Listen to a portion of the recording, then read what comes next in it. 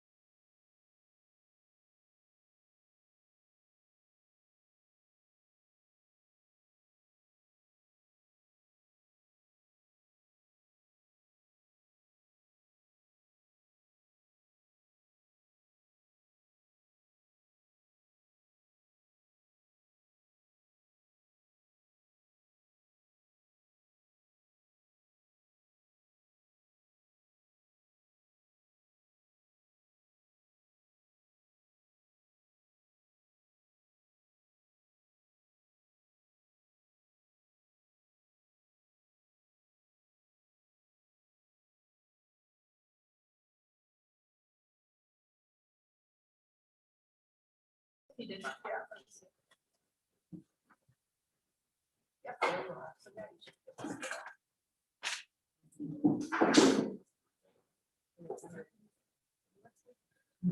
All right, 7 o'clock. We're going to reconvene here, so we'll call this back to order after our recess. Introductions, I think we'll forego those tonight. Consent agenda, the agenda for tonight, we are going to make a slight change. Discussion item A on the Kansas Promise Act with Laura Winningham. We're going to move that to the top, so we'll do that right after the consent agenda passes, assuming that it does. With that change to the agenda, other items on the consent agenda: approve minutes of previous meetings, financial report, pay bills, donations, and gifts. Approve the 2021-2022 handbooks for transportation, licensed employee, classified employees, substitutes, and coaches. Personnel employment: Matt Weaver as the district mechanic, Warren Grammer, social worker counselor, and Kim Davis as an Council Grove Elementary School first grade teacher. Resignations of Virgil Weigel, district mechanic, Eric Cortez, social worker counselor, Maya Frick, CGES first grade teacher, Justine Liddick, Prairie Heights Elementary School halftime aide, ASP director, Stacy Tischhauser, Council Grove Elementary School sixth grade teacher, renewal of administrative contracts, and approval to sell bus number 22. Anything people would like to see moved off of the consent agenda? Mr. President, I move we approve the consent agenda as amended. Moved and seconded that we approve the consent agenda as amended. Discussion on that item. All in favor, raise your right hand. All opposed? So with that, after delay, thank you for waiting. Laura Winningham with the Kansas Promise Act. Hello, as he said, I'm Lori Winningham from Butler Community College. I serve right now as Vice President of Academics. And I'm here tonight to share with you a little bit of information about the Kansas Promise Act. Governor Kelly signed this into law on April 23rd of this year. And it is being implemented for the fall, starting in the fall semester. It's a $10 million scholarship opportunity for students in Kansas that have recently graduated from high school, are 21 years of age, and at least and have lived here in the state of Kansas, and then dependents of military people. So those are kind of the three categories. There is kind of a donut hole, we're calling it, where students that just graduated in May are not eligible under this. So there's plans to go back and pass a cleanup bill to fix this. So unfortunately for kids that have just graduated, they did not get into the pile. But the legislature is aware of that, and we're looking to fix that. The institutions that can participate are any Kansas community college or technical college. And so Butler falls into that category. And we submitted a lot of information to the Kansas Board of Regents. I do have some handouts. I don't know if I have enough for everybody, but I leave those with you tonight that gives you a little bit of an overview of how the scholarship is going to work. It is considered a last dollar scholarship, and that means that students apply for all their other financial aid, and then any gap will be covered by the Kansas Promise Act. They will have to fill out the financial aid paperwork that the federal government has. They've got to do Pell grants, or the other scholarships. Those are applied first, and then the Kansas Promise Act will cover the difference. The act doesn't cover everything. They identified some particular fields of study, and Butler has a number of programs that fall into those categories. The first one I'd like to mention is information technology and security. It's a high demand area. So if you've got students that are interested in any of our programs that apply to information technology and security, you can look on the back page there, the specific programs that are included. Mental and physical health. Butler's got some great healthcare programs that your students might be interested in. The third category is advanced manufacturing and building trades. And for us, we're starting a brand new construction technology program this fall, as well as our tried and true ones, welding, engineering technology. You can see the list here.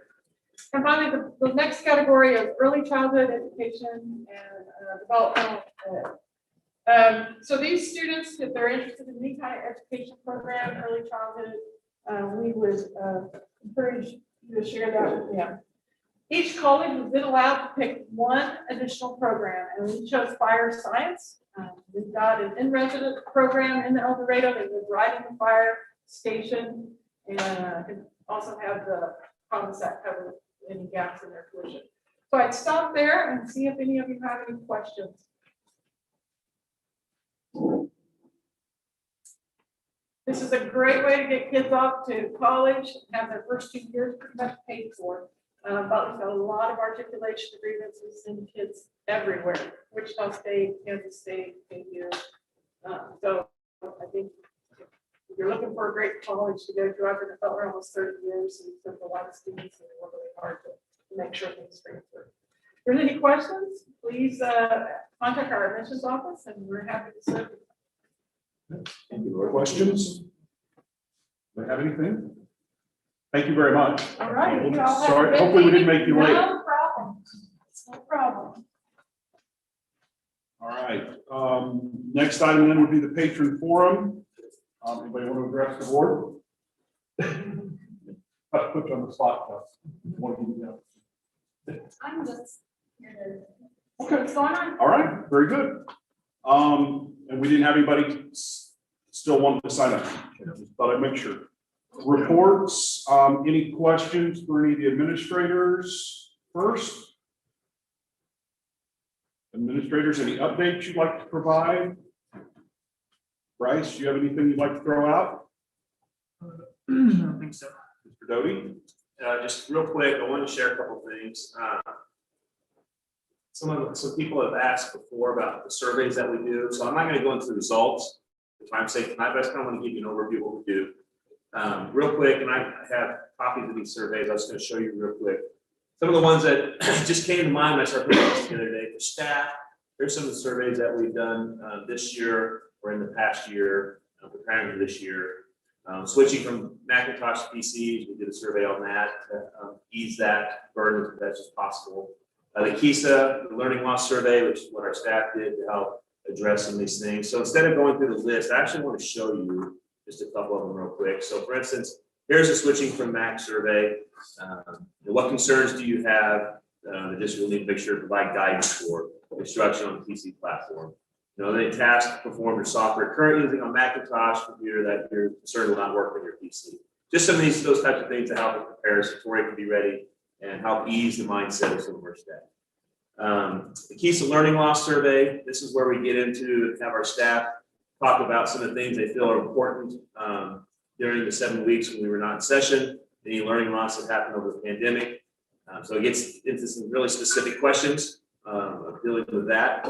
Again, I'm not going to go into a lot of detail, but I kind of want to brief you on these, and we can go into more detail on these at a later date. We also did a staff well-being survey this year that talked to, asked the teachers and the staff, licensed and classified, to provide some feedback. For instance, here's an example of some of the questions during the past week. How often do you feel engaged at work? During the past week, how often do you feel excited at work, exhausted at work, frustrated at work, happy at work, hopeful at work? Just kind of get a pulse on how things were going, overwhelmed, safe, stressed out, worried. How effective do you feel at your job right now? How much does your work matter to you? Those types of culture and climate questions, dealing with their social and emotional health. The work that you do meaningful to you, how satisfied you with your job, and other some open-ended questions they could provide us with some things that we could do some stress relief for as well and help.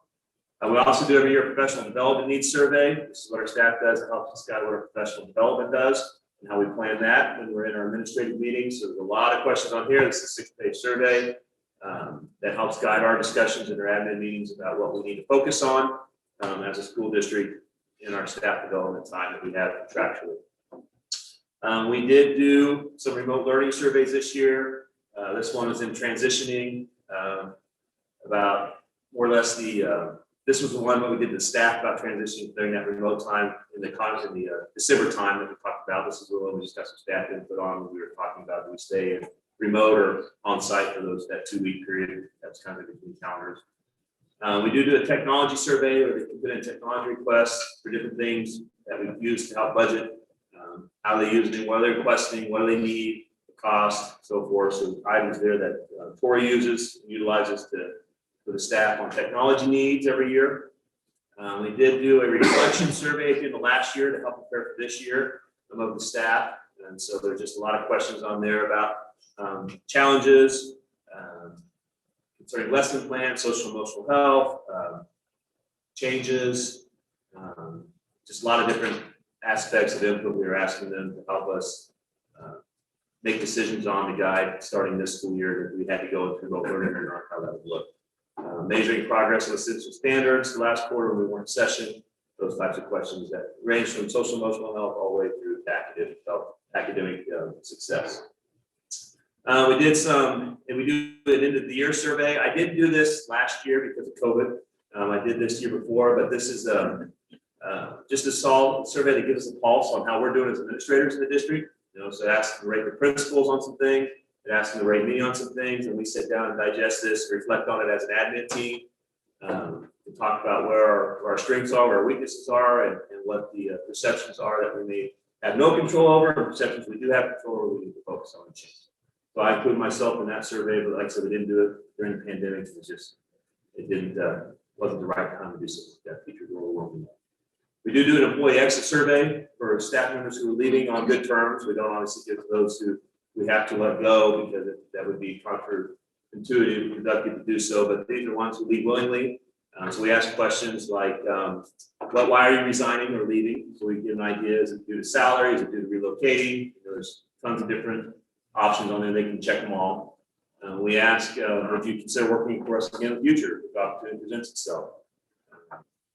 And if they say no, we ask to tell us why, so we can get a pulse on that, so we know what's going on. If we need to look at something from a different lens. Would they recommend a friend to work with us? If they answered no, why? Trying to get some consistency and validation between those questions to make sure it's just not an angry person dipping, or if there's some real reasons that we need to dive into what's going on. Overall work environment, culture, are they satisfied with that or not? The hours worked, are they satisfied with that or not? The workload, nature of the work required in the role, are they satisfied with that or not on a continuum scale? Opportunities for advancement, salary, wage, health insurance, other benefits, relationships and support from the supervisor, administrator, relationships with staff and peers in your school, training and development opportunities. So you can see this goes on and on. It covers a wide gamut of things. Communication and decisions affecting you, communication on workplace policy and procedures, competence of your meeting supervisor, administrator, culture of providing a workspace for harassment and bullying, on and on. So again, pretty big gamut. Would you work on a scale of 1 to 10? 1 being the worst, 10 being the highest, or 17 a good place to work. So it kind of gives us a snapshot on that. A lot of things there that help us reflect on when staff leave and why. We also we did this. Now we did it. No, there's another one I didn't put up here, so I'll go back to that. For parents, here's some of the surveys we did this year with parents. We did an information for school closure parent survey. So we were shutting down the school. We sent this out to get a pulse on some of the situations that were going on, so we would know how to better plan for online versus packets, what type of situation students were at home for technology. We did send the Chromebooks home, all the way down to materials and information. So this is just something we went out to get. When would they be available? Best time for contacts and so forth. Had a great response from that. 749 families responded to that. That was a good response. I did an internet survey just to see what our home access was. As we were working on the connectivity issue. So I did that, and that's what I used to help get a pulse on finding a solution for our connectivity divide in our district, since we're such a big rural geographic area. We have a lot of dead spots in our area. But kudos to providers like TCT and so forth with the stimulus money. We've really closed that gap a lot more, even so, from when that survey was done. We also did this parent feedback survey, and we asked for feedback after week 1. This is after we closed schools to see how things are going. A lot of different questions asked relative to each grade level. We really wanted to know exactly at each grade level how things were going. So we asked targeted questions about the time, work, engagement, communication, those types of things. Any suggestions that they could give us that might help in their situation. All the way down to the satisfied with the quality of communications. Just a lot of different questions on how we could improve that experience for our parents and students. Then, of course, we did the app, the remote learning sign-up surveys, where parents had to fill this out in order to be on board with the assurances for remote learning. And then probably the biggest one, we did that all 3 grading periods at the high school and the 2 grading periods at the elementary school. Probably the biggest one was the family engagement survey. This is one we really put a lot of stock into, that we look at, see how things are going, because this encompasses kind of the whole, when we talk about the whole child in school, this is the whole family, so to speak. We talk about it from a well-being standpoint. And you really need to look at the categories. This is what are important. You can dive into the questions later, but it's these overarching categories. Welcoming all families into the school community. You know, what's the pulse on that? People agree that our schools are welcoming, our community is inviting. We're talking about community as the system of the school, not community in Morris County, but the school community. Is it inviting parents? Or do they strongly disagree with that? We have, we communicate effectively. There's some categories down here that we look at to see, and that could vary between buildings too. It's going to look different in elementary building, that's going to look at high school, junior high as a system, district-wide as a whole. Supporting students' success, speaking up for every child, sharing power, collaborating with the community. So this is a big survey that we do that we reflect upon as well. So that's just kind of a really big snapshot, really quick of what we do survey-wise to get our feedback and so forth. Like I said, a lot of data in there that we can dive into later, but probably more importantly, if I was you, I want to know how we use that data. You know, what do we use for that? How do we pull that out then and effectively change and look at what we're doing, look at the different lenses. And the only other thing I have real quick is the SPED coordinator interviews we completed today. We did offer a position to a candidate. We have not heard back whether they've accepted that or not, so hopefully we will have that checked off the list. Okay. Board members, all right? I just wanted to let everyone know that as a member of the board for the Kansas Association of School Boards, I was able to participate in the National School Board Association Advocacy Online Institute that happened last week. We actually had a kickoff event on Wednesday, June 2nd, that was dealing with lobbying for Capitol Hill, which I'll talk about just a little bit. But we got information regarding the release of the 2021 National Public Education Public Opinion Poll. I shared those findings with Mr. Doty and can provide a link for that as well. Had the opportunity to listen to the Secretary of Education, Del Cardona, speak to our group. We talked about legal issues and developments within the courts. We talked about IDEA. For people who don't know, that's the Individuals with Disabilities in Education Act, and where that stands. Building the teacher pipeline, recruitment, retention, professional learning. Had some information from Maureen Tracy Mooney, who's the Special Assistant to the President for Education Policy. Fighting for public schools and funding and resources. And then just even some of the congressional sessions with regards to the chairman of the House Education and Labor Committee, the Judiciary Committee, the Senate Health, Education, Labor, and Pensions Committee all showed up to have conversations and dialogue with us. But probably the key point that I guess directed on was that on Thursday we spoke in small groups to Senator Moran, Senator Marshall, and then I was in the group that spoke with Congressman Estes, and we really focused on the homework gap and infrastructure as a piece of that. But with regards to each piece that we talked about, we got to talk specifically about our district. So I got to talk about the fact that we have a 103-year-old building sitting here when the average life of school buildings in the United States is 44 years. What funding infrastructure would look like for our district, as well as freeing up some more of that money to be able to use for other points and purposes within our budget.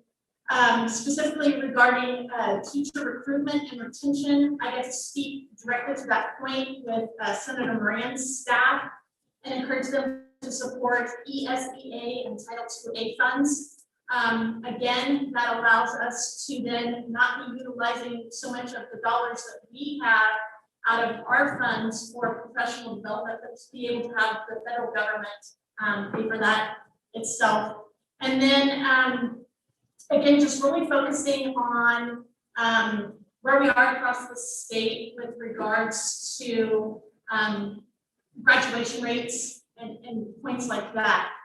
That followed up with me spending Friday and Saturday in Southeast Saline with the KSB Board of Directors and listening to Dr. Randy Watson talk about some of his plans moving ahead and what that looks like for the future, how the state Board of Ed is looking at conversations they're going to have with the legislature to make sure that if these federally funded dollars come down to us, that the state then is not pulling dollars away from education, but will then, in addition, continue to fund us adequately enough so that we can make, good positive changes in our kids' lives.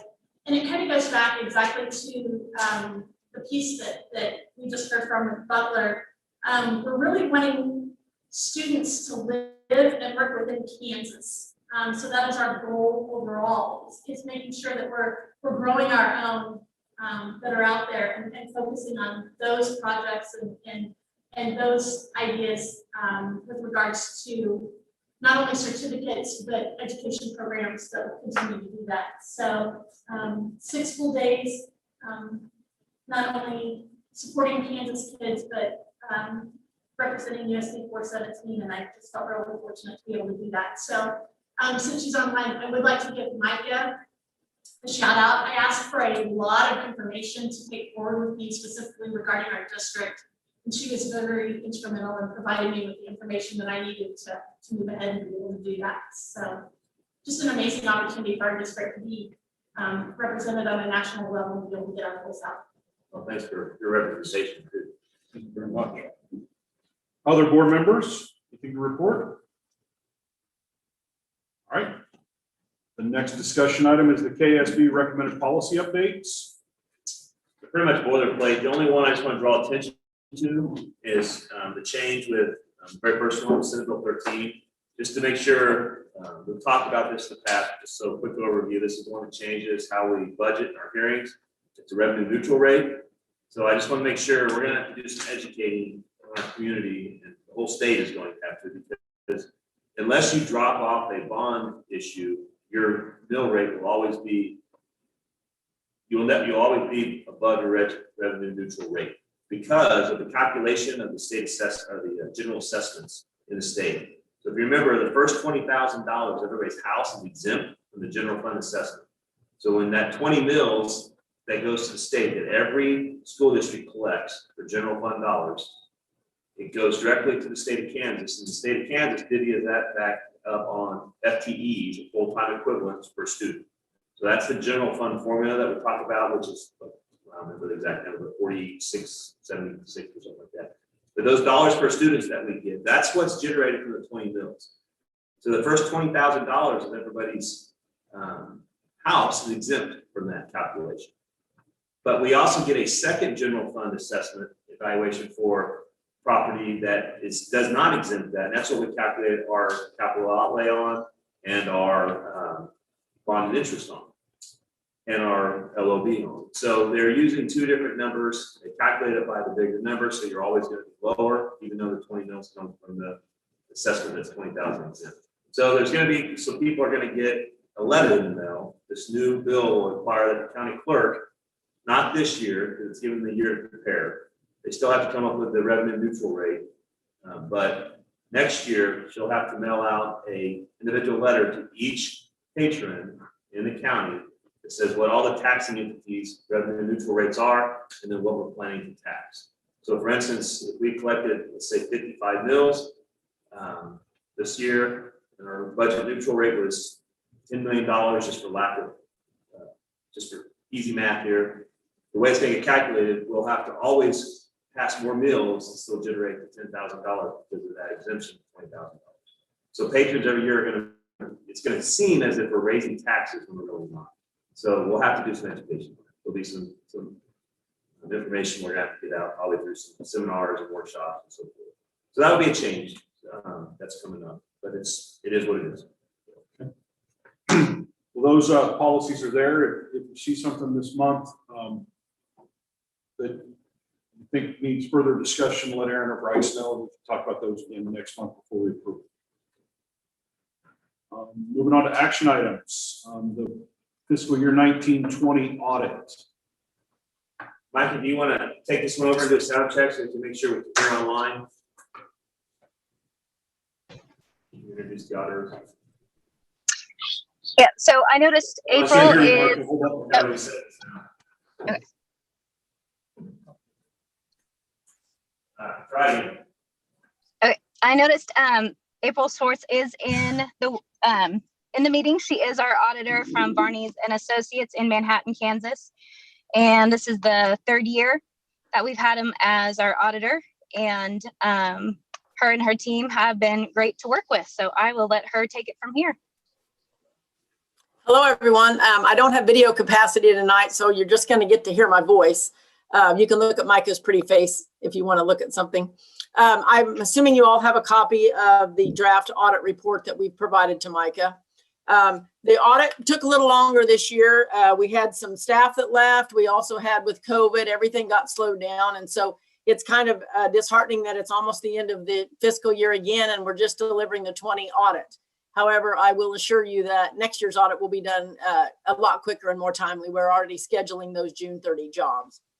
The audit was clean. There's a letter. You have two documents. There's a letter, a governance letter, and then there's also the audited financials. And this is my first year to be involved with the audit. I'm one of the owners at Barney's, and I lead the audit team. And so it was a pleasure to work with Micah. I had worked with her at a previous employer before. The letter that you see in front of you is what we call the governance letter, and it is a clean letter. We found no issues or concerns. We did help Micah clean up some accounting things in her software, but nothing that would lead to a level of needing to be mentioned in the letter. So the letter is a clean letter. One of the things I will point out is that the financial statements are your responsibility, and our responsibility as auditors is to audit your financials and determine if they appear to be fairly stated. So you've received what's called a clean opinion, which means we do feel like your financial statements are fairly stated.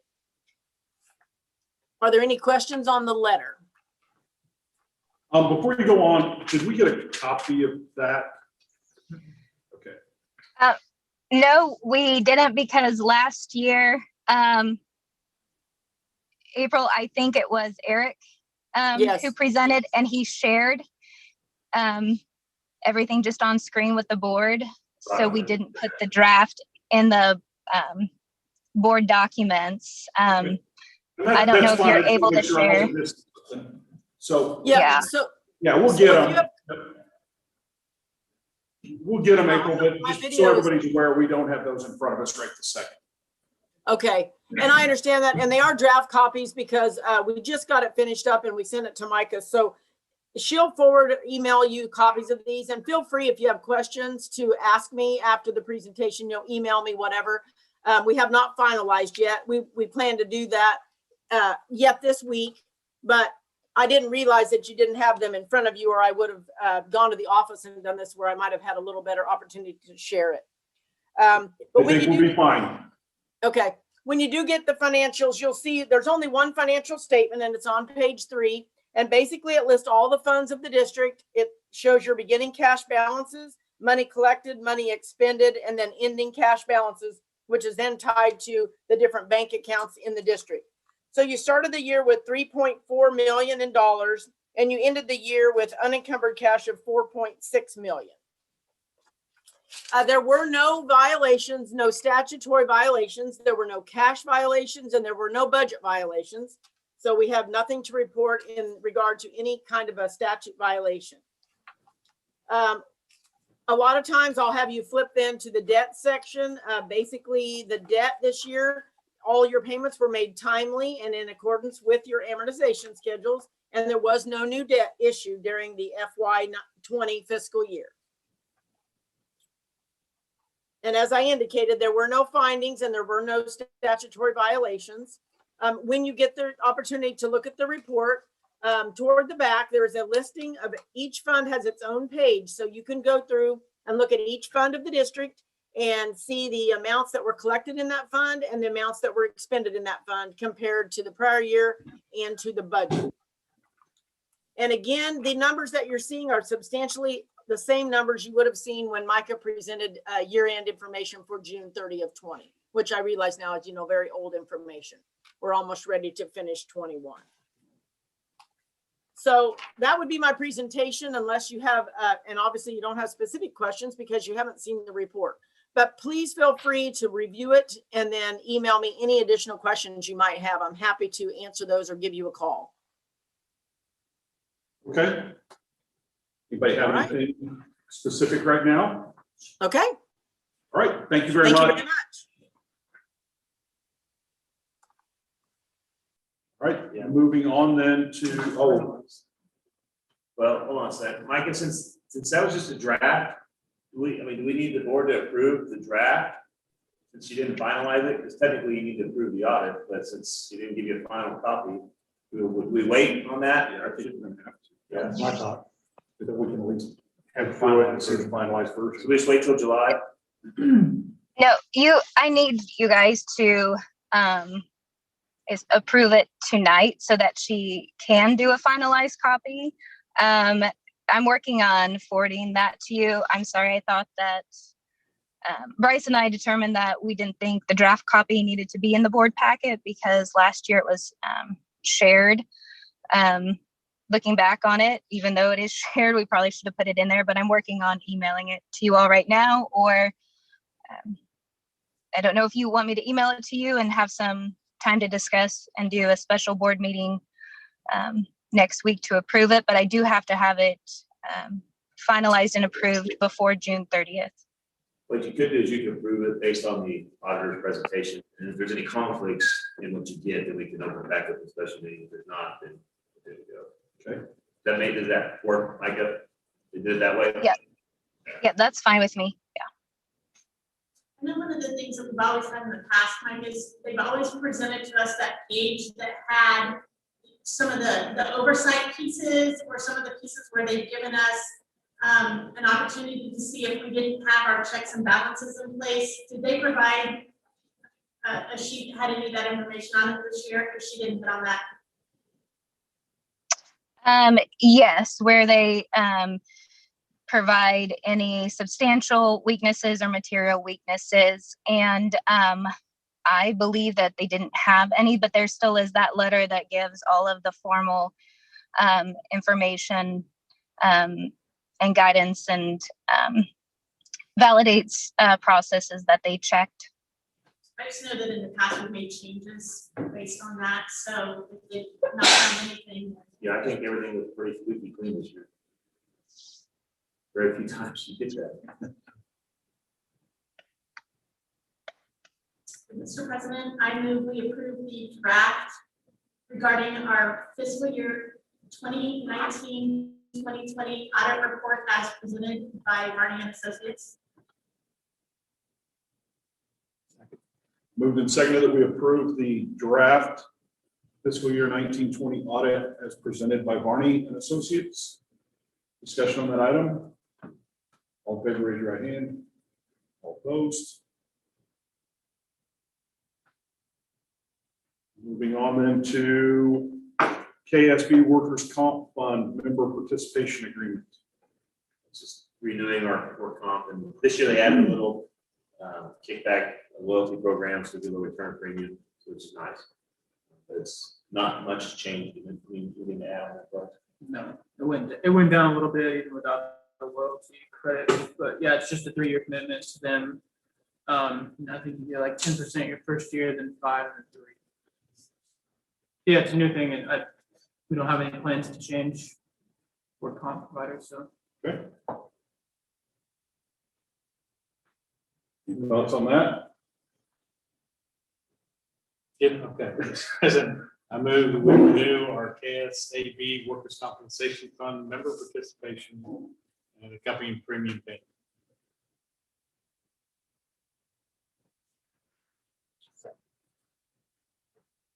Moved and seconded that we approve the KSB Workers' Comp Fund member participation and a premium payment. Discussion on that item. All in favor, raise your right hand. All opposed. So then action item C is the 2021-2022 USD 417 operational guidelines. And for those of you just joining in on the meeting, we did spend a significant amount of time earlier this evening in our work session coming up with some consensus Mr. Doty has put that on the screen. Hopefully everybody on the online can see that. Everybody here. So I guess now would be the time to ask questions or make comments if there's something that has come up that maybe has changed your mind or changed your thought process from earlier. I know it's kind of redundancy, Terry, but would you want to read through them all just so those that are home can see the whole document, hear it? Be happy to. All right, so number one is masks. And the first question to ask is, should students be required to wear a mask at school? And the consensus by the board was no masks for students to start the 21-22 school year.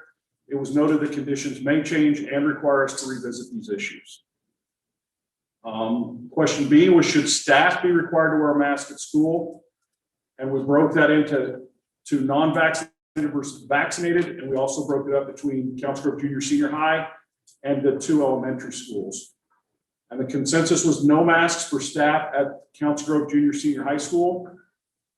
And until elementary school parents have had the option to vaccinate their students, masks for unvaccinated staff members at the elementary schools when they are working with or around students when quarantine guidelines would be in effect.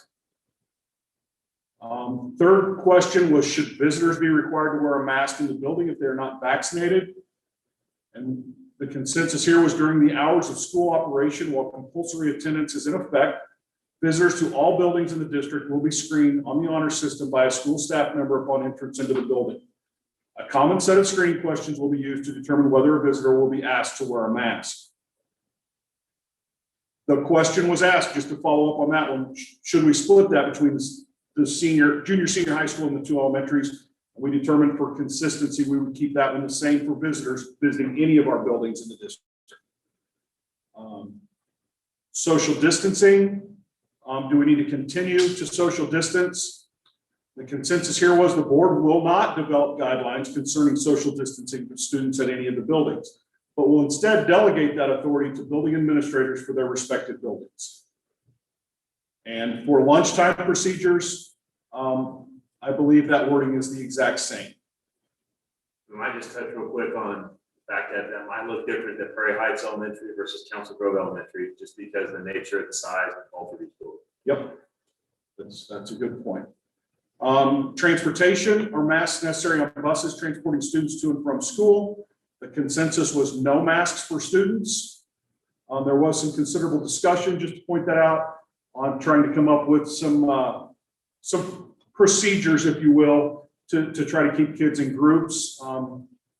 That's a very difficult thing to do and to guarantee that that happens. We do want our bus drivers focusing on driving a bus. And for those of you that have done it, it's one of the scariest things I've ever tried to do in my lifetime.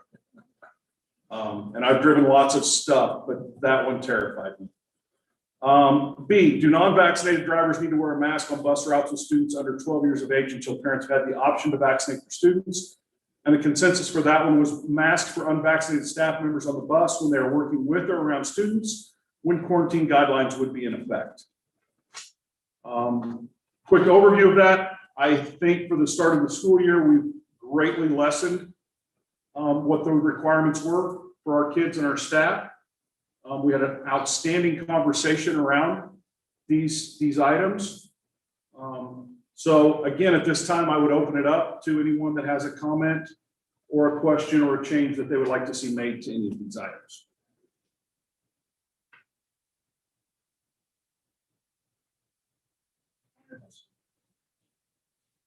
Can we do that? Sorry. Yeah. Afterwards, I'm Yeah. happy to answer. Yep. All right, hearing nothing. Anybody want to make a motion to approve the guidance? I don't think we need to reread the whole thing. It's up there. So. All right, I'll do it. I'll do it. Go ahead. I was thinking somebody else in a minute. Mr. President, I move we approve the guidelines proposed for operational guidelines for the start of the 2021-2022 school year as discussed earlier in our work session. Moved and seconded that we approve the organizational guidelines presented that were discussed during the work session. Discussion on that item. I think the only discussion item that I have is, I think it's just important to note that piece that we said where conditions may change and require us to revisit these issues so that everyone understands that that means either direction, depending upon where we go with regards to vaccinating in the future, CDC guidelines, and even the number of cases that we have within our counties. So I just wanted to point that out. Well, and I just want to, I think Mrs. Gentry, Mrs. Bremer made some good points that I think if patrons weren't able to listen to the work session, I'd encourage them to go back and listen to it. But just to highlight two that stand out to me, I think, Kelly mentioned about, we're talking about 1,000 bodies we're dealing with here. And it's not as easy as just a single statement or a single policy for one group or another group or individual students or staff members. And as Kelsey pointed out, the social emotional aspects of quarantining are serious just as it is with masking and educational loss. And so very good discussion. And I think that's just important to remember that when we assume the responsibility for kids when they walk through their doors and get on our bus, and that term, parenthesis and locus, applies to educational facilities, we assume the role of the parent. So that's why these discussions are hard, because we have to look through the lens of what's the well-being, the safety, and the health for all students, all 1,000 of those bodies and staff members. So again, I appreciate the discussion tonight. I thought it was very well done and informed by all, and everybody got input, and I think it was a good discussion. So I appreciate that. Okay, any other discussion? We do have a move and a second to approve these operational guidelines. One last chance. All in favor, raise your right hand. All opposed? All right, so that brings us to the end. Once again, I will say thank you for everybody's effort and the discussion that was had tonight. Administrators, school personnel, thank you for all your work over the last year. I know this hasn't been easy, but right now we're turning in the right direction. So thank you, and enjoy your break this summer. With that, we'll be adjourned.